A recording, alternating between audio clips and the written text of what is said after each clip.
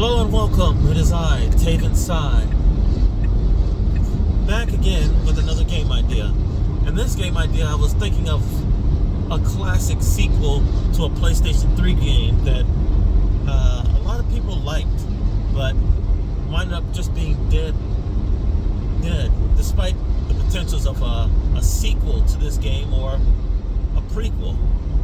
So I thought of this hilarious story for the sequel to this game, which was called Shadows of the Damned, starring Garcia G. Hotspur, Johnson, the old flaming demon skull that was his partner, two new partners for him that he found in places that he never expected.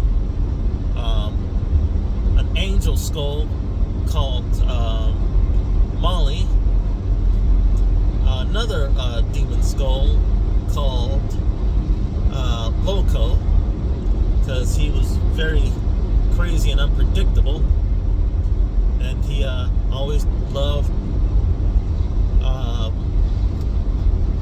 doing violent things to demons.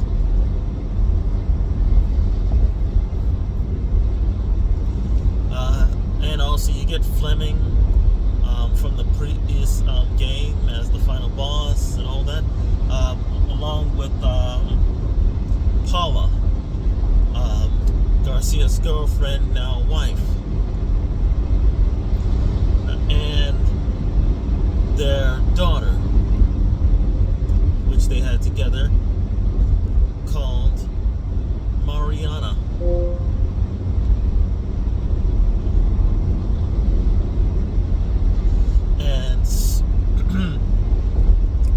So it starts off with Garcia finishing another day of hunting demons and keeping the streets clean. And he's heading home to spend time with his family, get that dinner going, until you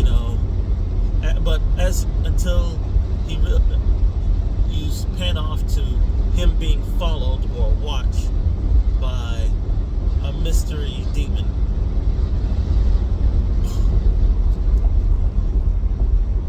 And it pans off to Garcia finally heading home.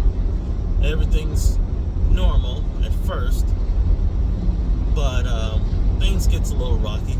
You start off with Paula making her signature hamburgers with fries, and Mariana on her handheld device playing a video game with the TV going on. But then all of a sudden, lights start to flicker.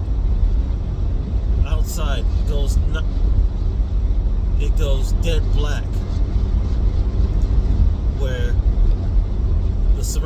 the outside scenery just warps, all crazy and chaotic like, and the TV goes on and off, flickers with the lost signal, until eventually you hear Fleming's voice and he appears on the monitor.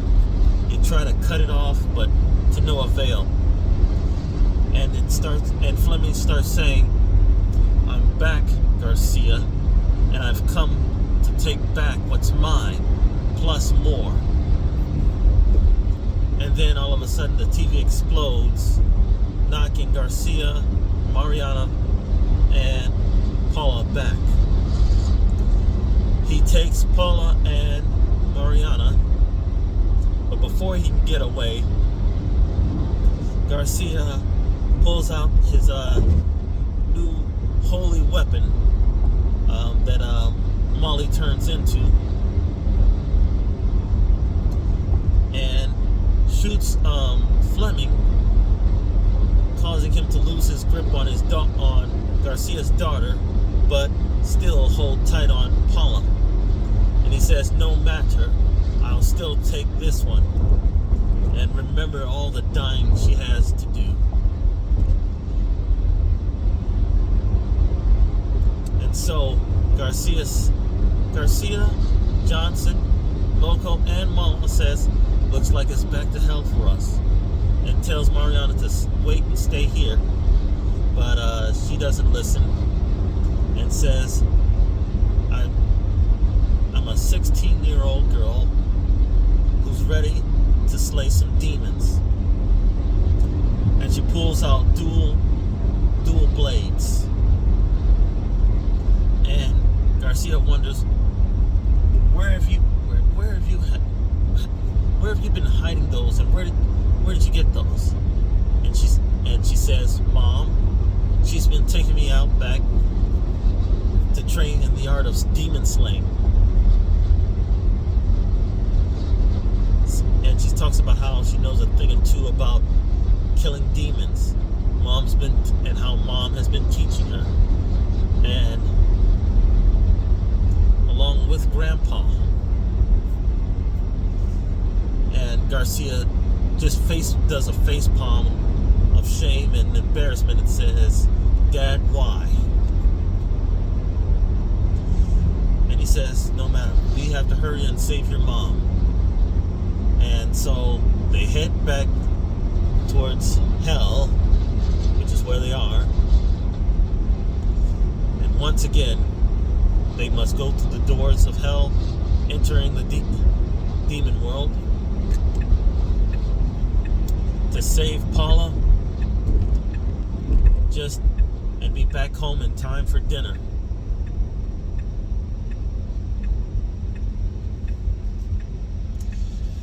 So they go to the first door, and in the first chapter, or the first stage, it's called The Arrival. Or, no, that's too Dante's Inferno. Let's call it The Town of Judgment. Here, you're in a town filled with demons and lost souls who are getting judged in order to decide where they get to go. And so, Molly gives you the 411 on what's been happening ever since you guys left hell after defeating Fleming for the first time. And so they had to change up hell a little bit because of what you guys did in the first game, where because of all the VIPs and previous bosses failing to smoke you in the last game, there was some new management and interviews and job employments going around.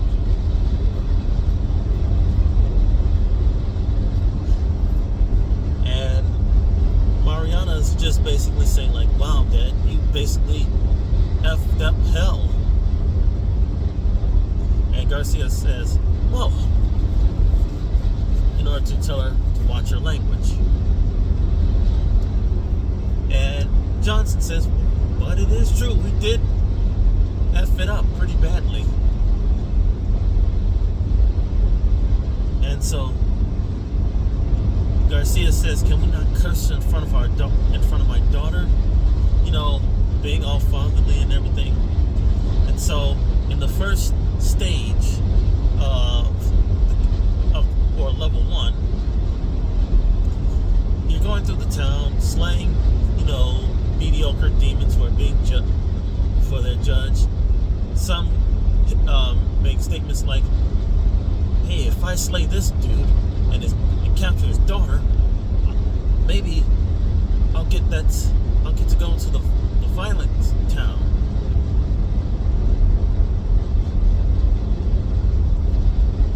Because he's very violent.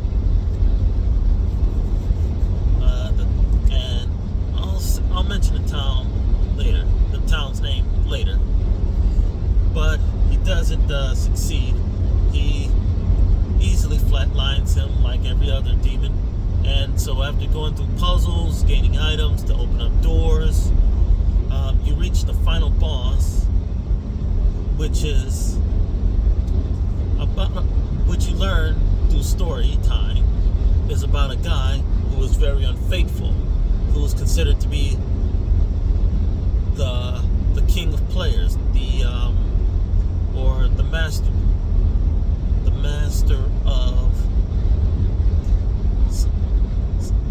of getting in bed with women. However, due to him contracting a very nasty STD that would wind up taking his life, he decided he would go out in his own way. Now, this guy, he loved bombs and explosives. And so what he decided to do was, after contracting that so-called STD, there would be those who would be coming after him. And before they reached him, his home exploded with him being found with his pants down, and in one hand he had his hand on a detonator that caused the explosion, and in his other hand, his hand on his private.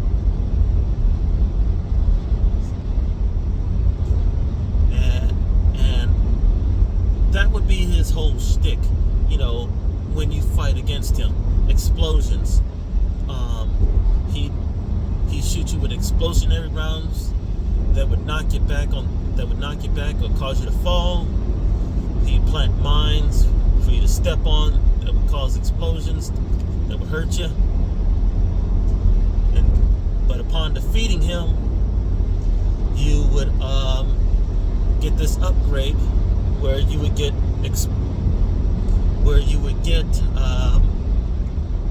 a new ability or a new gun called the grenade launcher, or the skull bomb, or the napalm, or the skull, since it would launch explosionary skulls at your enemies, causing them to be blown to bits. Upon the next stage, you enter a town.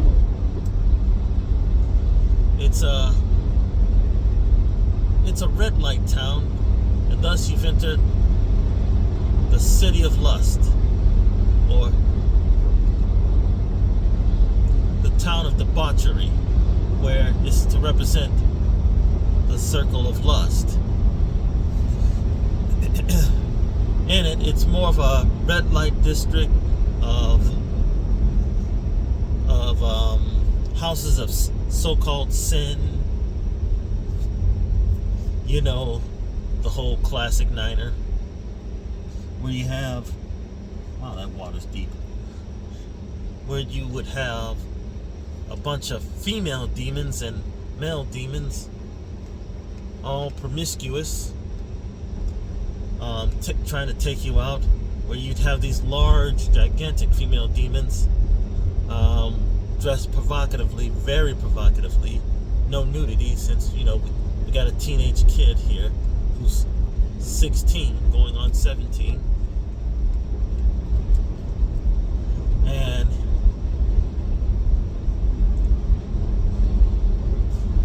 she sees something and asks her father, what the heck is that thing? Does that thing have in her crotch area?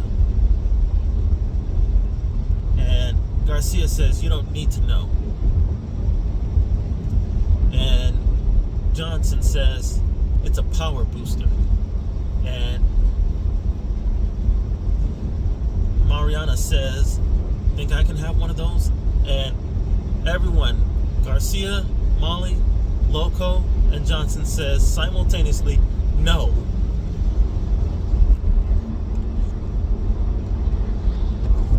You don't need something like that. You're already strong enough. And so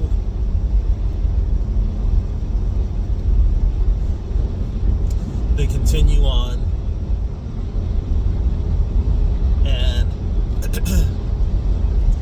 they enter a small building called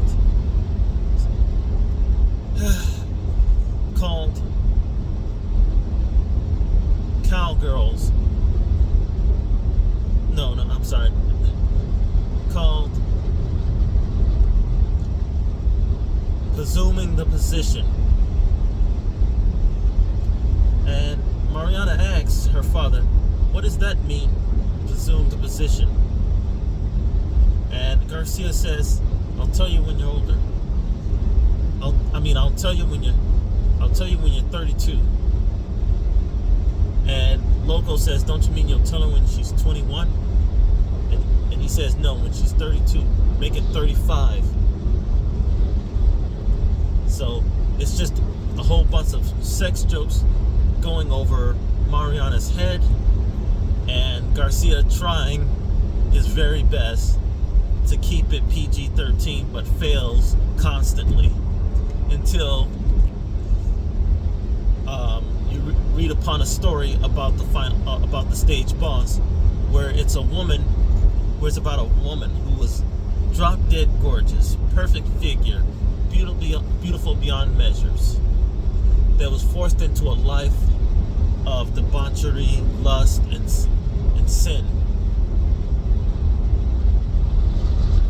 And no matter how much she ate or what she did, she could not lose the weight because of her high metabolism. She could not gain the weight because of her high metabolism that was crazy high. And because of her strong fat-burning cells and body, no matter what she did, she would always lose the weight, even if she was doing nothing. But she was never doing nothing. She was laying bed with men, with terrible, terrible men,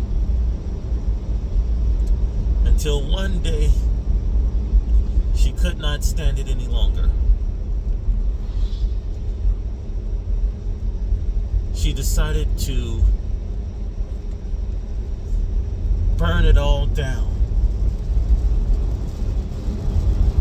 And so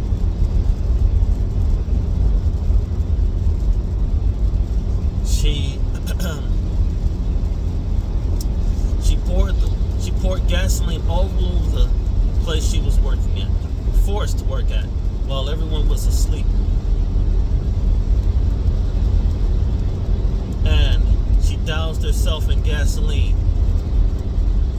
and decided to light herself and the whole building on fire with everyone in it. And she called it bathing in fire.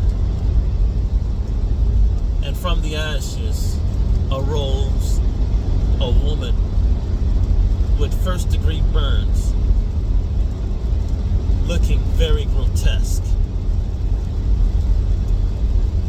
And in her final moments, she asks, am I beautiful now? As she passes on. And which is also her stick, which is fire, where she burns everything down to the ground. She tries setting you on fire with pyromancy, flamethrowers, incendiary rounds, the whole works, until you defeat her and obtain her power, which is a new gun, which is a flamethrower, and you get incendiary rounds,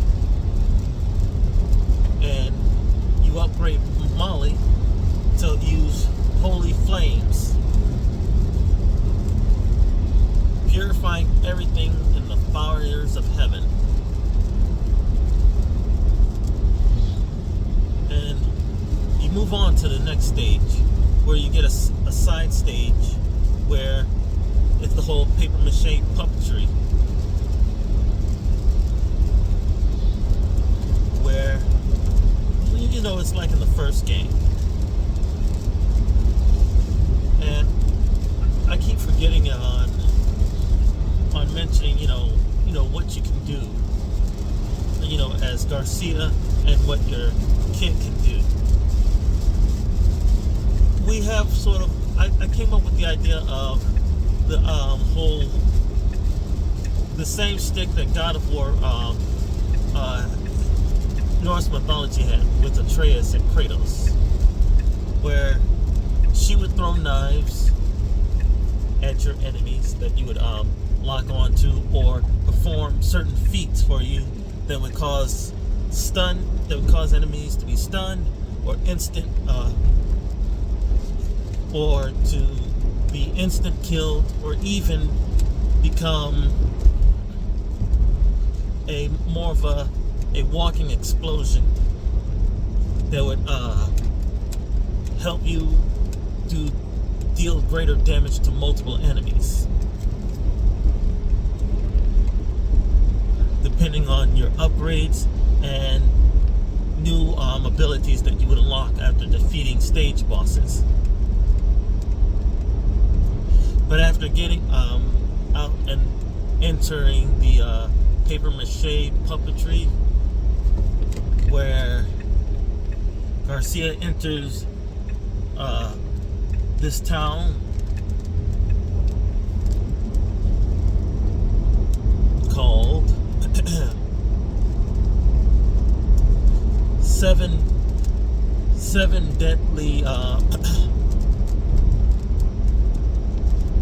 Deadly Stories, where you just go through slaying demons, beating through the whole paper mache. You meet Johnson's cousin for your checkpoints throughout the game, by the way. And you run into a new merchant who is a mixture, who's half demon, half angel, the Nephilims.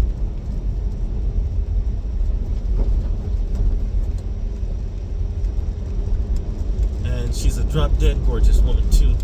She'll sell your weapons to your kid that she can use, and you'll even enter certain stages of the game where you play as the daughter, where Garcia is all mid and long range, but the daughter is more like mid and up close.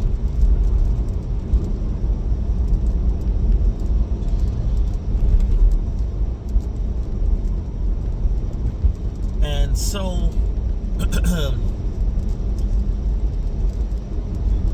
that's neat. And so after going through that stage, you enter one of the main stages. Oops.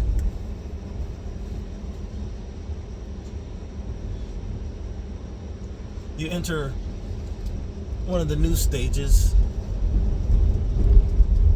that's called the Town of Rage, or City of Wrath,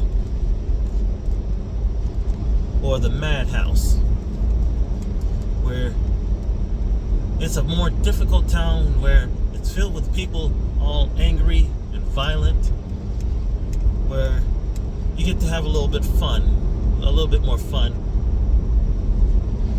where you get a temporary overpowered weapon as you're fleeing on a truck. No, you're fleeing in a tank. Let's make it more fun.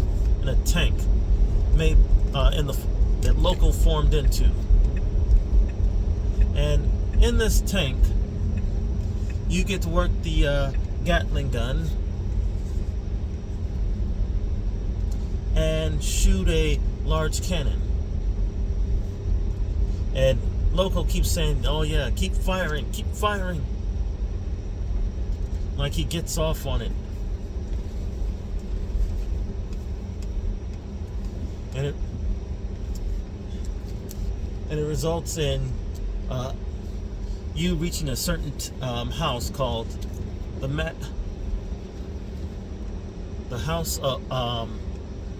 Madhouse. And in this stage, special stage after going through all that, slaying large, giant, Titan-like enemies with the tank that you guys went into. You get to learn about your boss, where it is a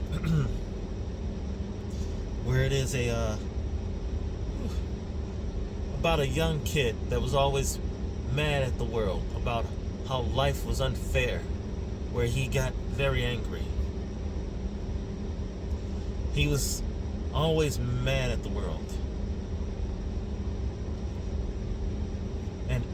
But what brought him joy and kept him calm was working alongside his father, who was a blacksmith, and he made the most coolest, sickest, and twisted swords. And one day, a bunch of mob guys, not mob guys, Yakuzas, came in for a sword that was owed to them. However, the sword wasn't to their liking, so they smoked the dad and the mom. And this angered the son. And so his son spent quite some time forging multiple works of art blades, axes, swords, knives, you name it. And he found that little Yakuza hideout place, and let's just say he went to town on them.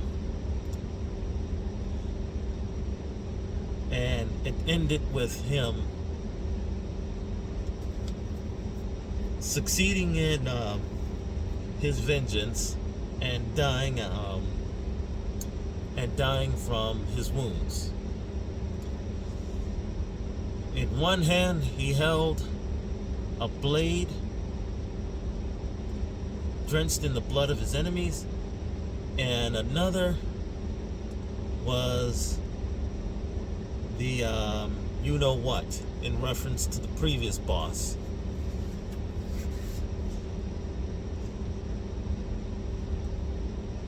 And in this boss stage, you once again fight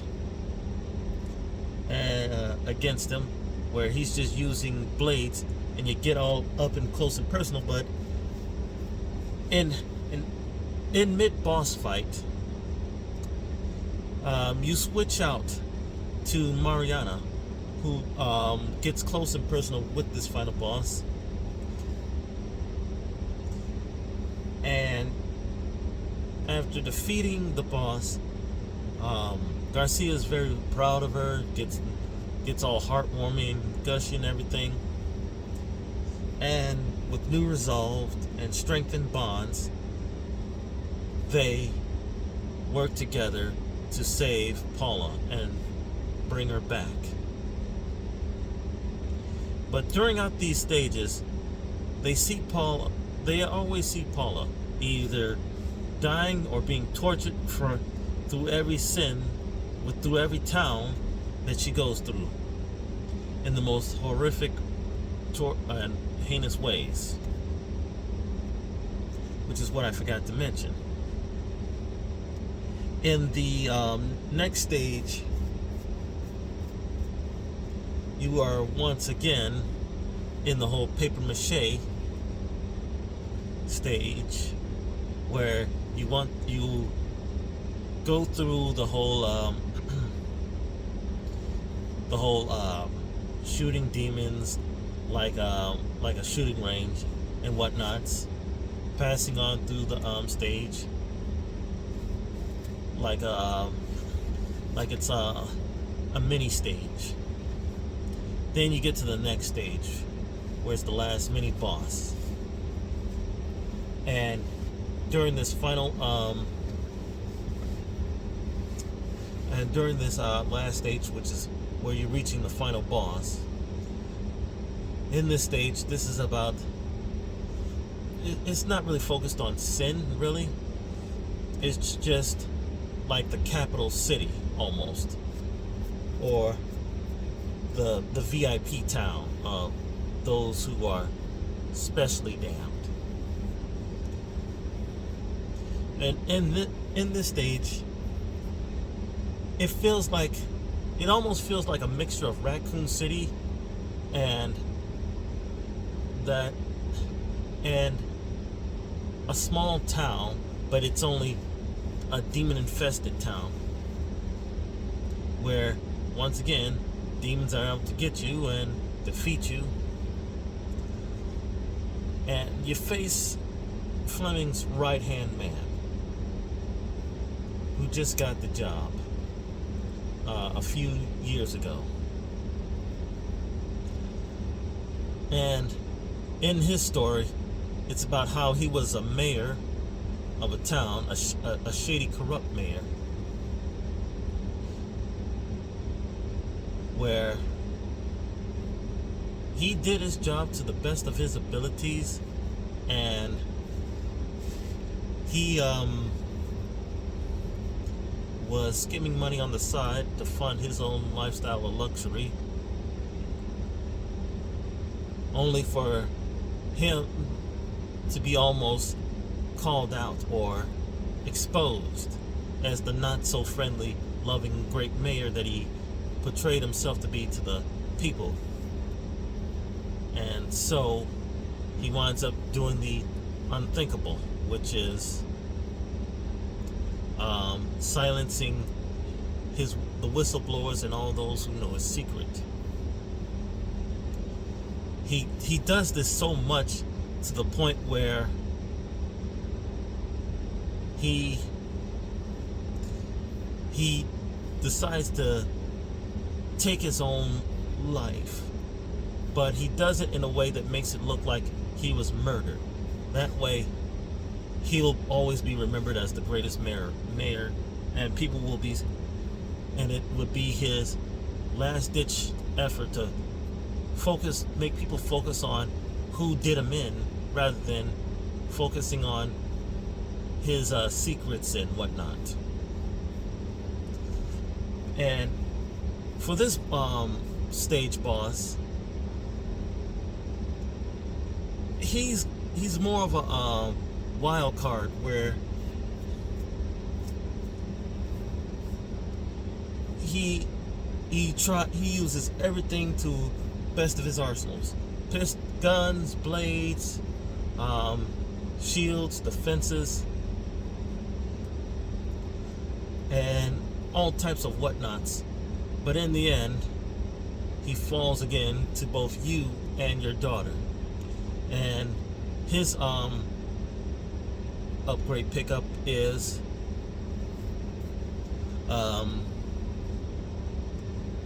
a Jokernaut suit, where it's an arsenal of weapons that fires 360. And you then finally get to the final stage, where you get to Fleming's castle, where you face his elite, tough bosses, final enemies, whatnots. Everything. Fleming throws everything at you, where you go up each and every single level. I mean, and throughout these stages, you do find the Nephilim merchant that always makes either quick-witted jokes or bonding jokes with the daughter Mariana, or some hidden sexual innuendos towards Garcia, or even skull jokes with the three skulls with Johnson, Molly, and Loco. And the currency is also white gems like in before, but also there's a 3-tier currency. White gems being the low tier, gold, green gems being the mid tier and the gold gems being the high tier. You get red gems to upgrade your health and damage and defenses. Blue gems that will unlock, like before, newer weapons and modifications and abilities, which is what you would get from the bosses. And after each substage of the final stage, where you go up each and every single level of Fleming's castle, you finally reach Fleming in his throne room, where you see Paula sitting on a throne, well, strapped to it really, calling for Garcia and Mariana. And before Fleming can begin his speech, monologuing of, what he's gonna be doing, what he's been doing to his, Paula and everything, Paula says to Fleming, "Hang on a second," and she gets into a rage fest, demanding to know what the hell is their daughter doing here. And Mariana says, "Mom, I've been here the whole time. I'm surprised you didn't see me during those times when Dad was trying to save you or run away from you." And she says to Garcia, "You let our daughter go through each and every single layer of this place despite what's in here?" And Garcia's kind of dumbfounded and, and damn near speechless, where he starts to stutter and, do one of these numbers of scratching the back of his head, because he doesn't have much to say or can't think of a real good excuse. And Fleming is just trying to say something, but he keeps getting cut off and shut down by Paula, criticizing Garcia for coming to rescue her with her daughter, until Fleming just says enough, and we get to this, and it gets to him saying, "It's time we ended this," where we begin the final boss fight, where Fleming throws everything he has at us, but to no avail. He uses darkness against us. He uses dimension hopping against us. He uses even Titan-like demons, but it all fails.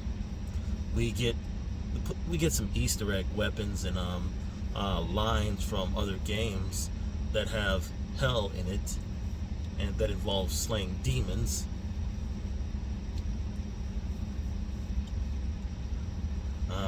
Not gonna say what. I'm gonna leave that up to the creators.